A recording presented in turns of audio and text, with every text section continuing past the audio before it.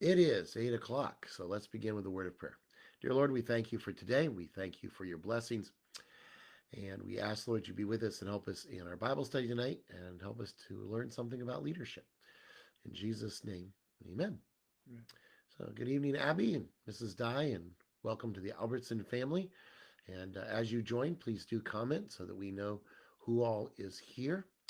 And thank you for joining us again tonight and or joining us for the first time. In either case, we appreciate you being here. If you're watching the recording later, um, welcome. Thank you for taking the time to see our Bible study. We are working our way through First Corinthians, and I should comment that neither my employer nor my church nor my son's employer take any responsibility for anything that is said here tonight.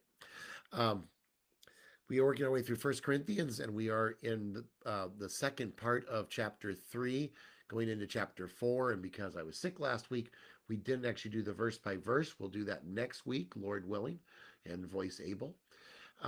But tonight we're going to talk about leadership because that's the theme of chapters 3 and 4.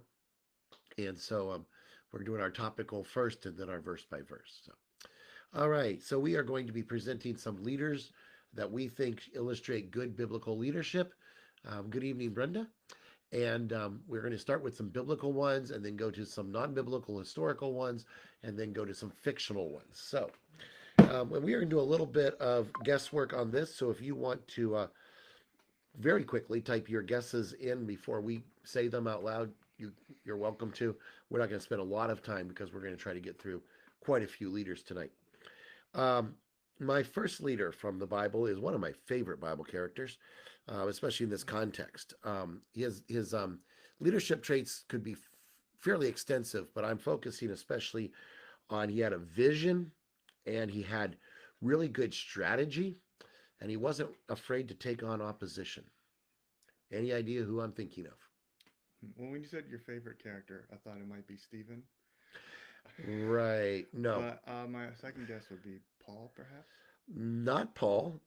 Paul, I think, has great leadership, but not necessarily these particular qualities. Yeah. Um, his theme was probably build a wall. Oh, Nehemiah. Nehemiah, yes. Amazing. Nehemiah actually is a really cool leader, but he does have that very clear vision. He knows what he's going to do. He leaves Persia with that goal in mind. He arrives in Jerusalem. Nothing stops him. He reaches that goal. He's focused on that goal. Nothing distracts him. And he does have strategy. The way they divide up the wall and divide it out among the families, and everybody's working on this and that. And he's willing to take on all kinds of opposition in all kinds of ways. And he's not afraid of that. So I think he makes a good leader. He gets everybody together as far as, which wasn't one of my main traits, but he gets everybody together to do this big job. So that was Nehemiah. Okay.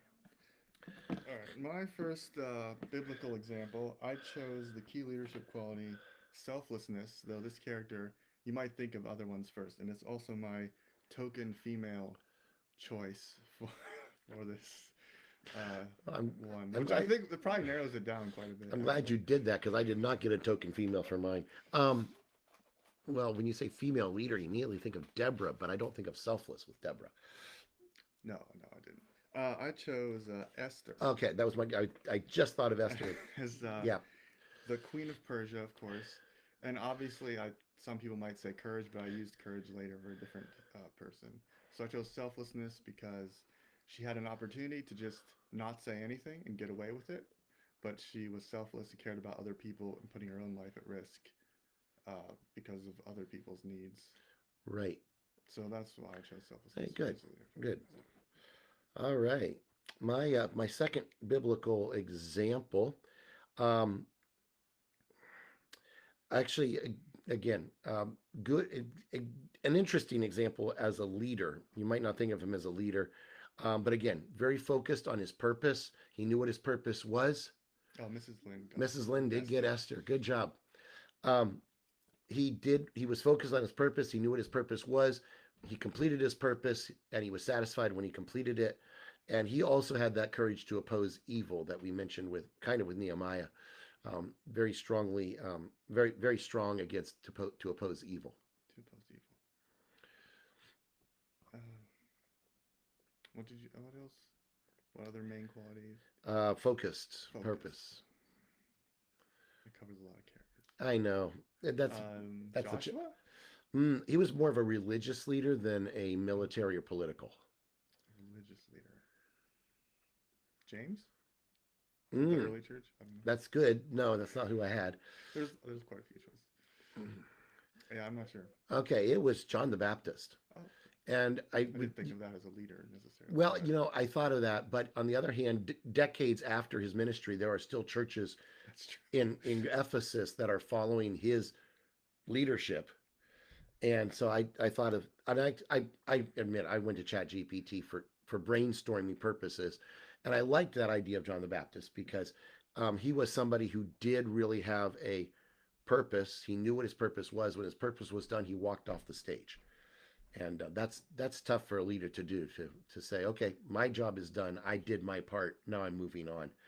And when he says I must decrease and he must increase, that's a huge leadership quality in my opinion. He has whole denominations named after him now. He does have old denominations that are really not named after him. And of course the courage to oppose evil, taking on Herod, is a good quality as well. Okay. So for my next biblical example, I chose that forgiveness as his key leadership quality. That would, And he was someone else guessed him for a different Yeah. one already. yeah, So, Joseph. Joseph. Yes, as soon as you Yes. said forgiveness, I assumed you Yes. meant Joseph. We were asked in what context did he lead? He was head servant, head prisoner, and then vizier of Egypt. Right. And he was a leader in all of those positions, and I think showed forgiveness in all those positions in different ways. That's true. We So, tend to emphasize his brothers, brothers, but but yeah, you're right. Yeah, and yeah, Joseph definitely, he just seems to rise to leadership no matter where you put him. yeah, Even kind of with his brothers, although yes, not as successfully because he's a little brother, but yeah. He's also my pastor's favorite biblical character. ah, He named his son after him. So oh, okay. So you hear about him a lot. he did, yeah. We just finished studying him a lot in Sunday school. Okay. Joseph. So Joseph is a good leader. Yeah. Okay, so moving now to history. These are going to be harder, I think, because there are more possible examples. So I'll give you a hint. Um, well, I'm not going to give you the hint on this one is you should have no trouble guessing this Okay. because the key leadership quality is humility. Humility. Oh, I have a leadership one that also has humility. Is this quality? But I don't think it'd be the same one. Humility. A humble leader. George Washington. George Washington. Okay. You got it. And he knows that because I just wrote a devotional featuring that's George Washington for humility, so I Yeah. expected you to get it. I just heard a quote this week, actually. They said, if you want to see a man's character, give him power.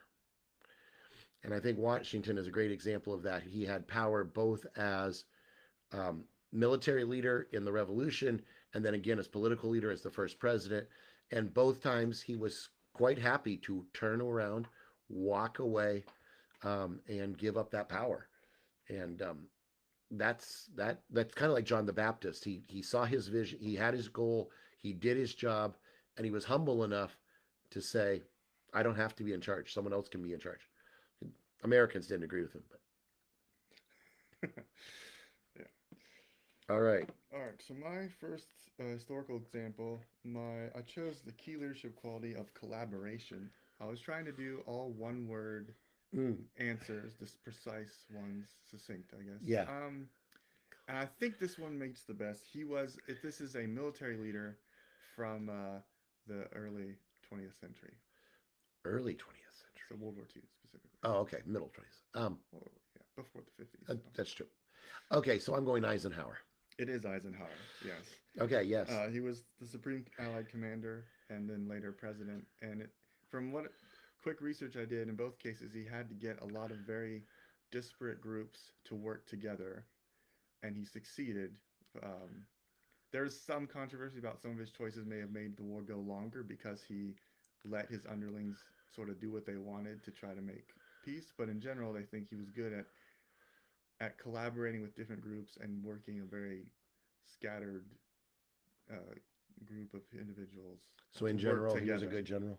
Yes, yeah, Well, that is one thing with collaboration and cooperation is sometimes you do sacrifice efficiency yeah. in the process. Okay, this one's going to be tougher, I think. Going across the pond. Okay.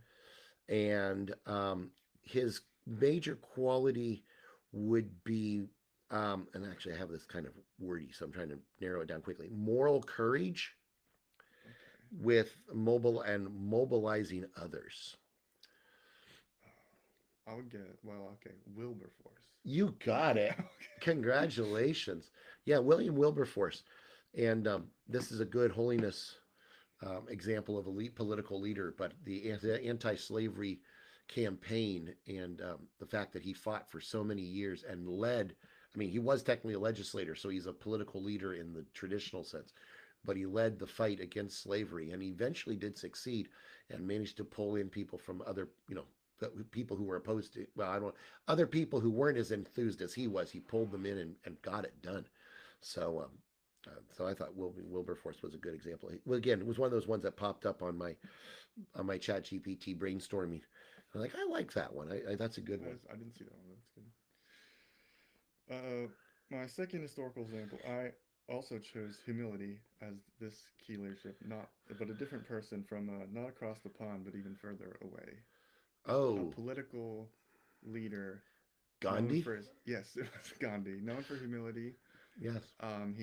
He dressed in peasant's clothes and ate simple food when he began his nonviolent protest against the British government, and I remained a humble, simple person the entirety of his career, as far as I know. Never like took up riches and leadership later on. So he came up on a lot of different lists, looking at different things as a humble By the way, I just leader. looked at our time and realized we're not going to run out of time. Yeah. Okay, we had discussions about how many people we could cover and how we should cover them because we didn't know how the timing would work. That we didn't. Okay, so that was our historical. Those were our historical examples. Now we're going fictional, and I'm going to be honest. Both of my fictional examples are perhaps more legendary than fictional, in the Okay. sense that everything we know about them is probably fiction, but there is a historical person in history with at least some resemblance to them. Okay. But So, so probably the key leadership quality of this leader would be equality, unity, and cooperation, kind of the bringing us all together. sounds like the slogan of the French Revolution. Yeah, it does. It Uh, kind of would work, actually. a legendary figure known for cooperation. Not sure. I was gonna say oh, the Scottish freedom fighter, but he's pretty historical, even though he has some legends about him. Right. No, more Well, legend. William Wallace or Robert, but You're in the right area of the world. okay, the UK. Robin Hood. No, Okay, a famous, yeah. you may need some help from the rest of the Bible study. I don't. Yeah, type in your answer. If anybody wants to give a guess, we have time, so we You can go have ahead. time if you want to guess. A legendary figure. Think of Ivanhoe? No, not okay. really. You think when I said like everybody was people were all equal. He brought together people of different um, perspectives, but they kind of brought them all together into a single. Yes, Oh, Albertson's got okay. it. No, that King Arthur. okay. That makes sense. The round table. The whole point of the round table was there was no king. Well, there was a king at the table, but he didn't sit as king. He actually sat as a member of the round table.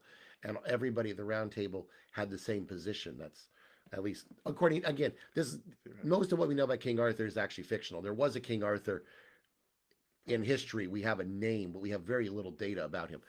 But as his fictional character, and again, because of the fictional character, he had some flaws, which, if, just by side note, all of the leaders we've talked about had their flaws also. But he has one of his high qualities was the fact that equality of all the knights being equal, and even the king sitting at the table with the rest of them as one of the round table. So, Okay. all right, Stevie. So my fictional examples. These are definitely fictional characters. Okay, The first one I chose compassion as his key leadership quality. This is a fictional monarch. Fictional monarch. What's compassion? King Peter. No, not King Peter. Uh, any other guesses? Oh, can you give me? Well, I need some help, folks. I'm trying. No, that's say it. Compassion. Is that what you said? Compassion, yeah. Not King Wenceslaus. No. I think he's a historical figure. Sorry, King Wenceslaus would be fun because he goes out on the Feast of Stephen. He does. That's a Um, good king. that's one reason I thought you might choose him. And he's compassionate. Um, He is. Oh, look, we have a guest. Good king wants us. hey, someone else had the same thought I had. Um, Almost getting time to listen to that song again. it is going to be that time Some again. people probably already started. Um, can you give me a part of the world? Part of the world. It is a fictional world, Oh, right. but based on Across the Pond. Okay. Is this from J.R. Tolkien? It is. Yes. Would it be Aragorn?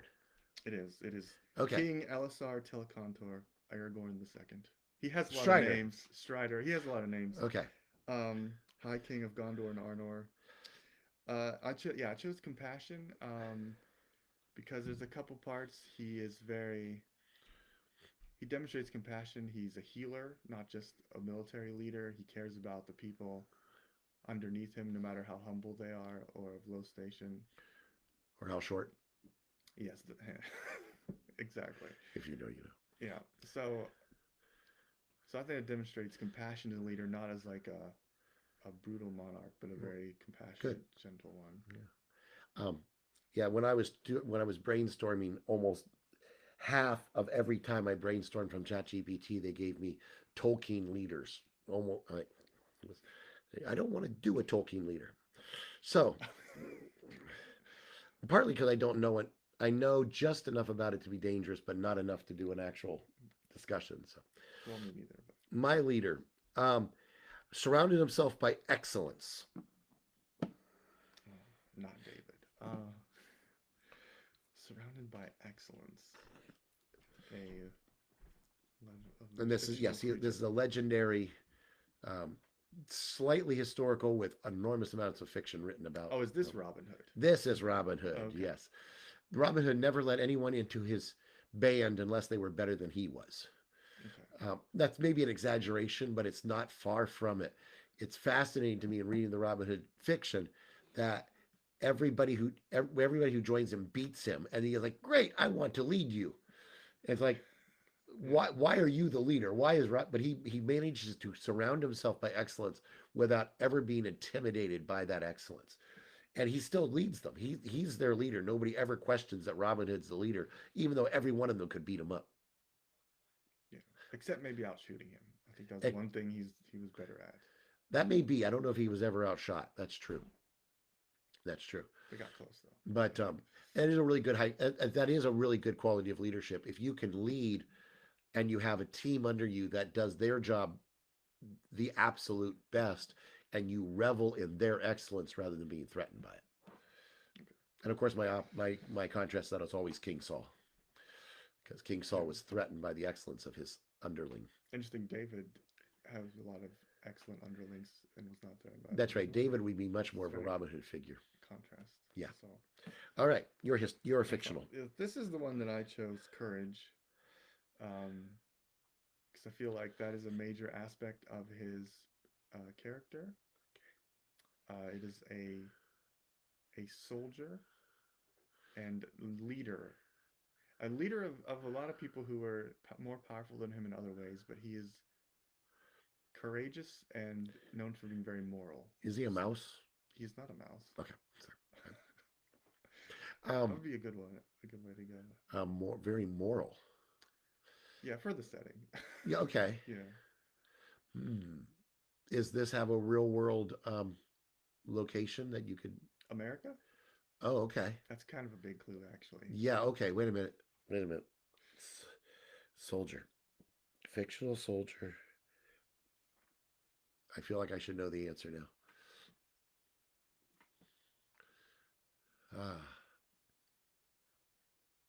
Fictional soldier.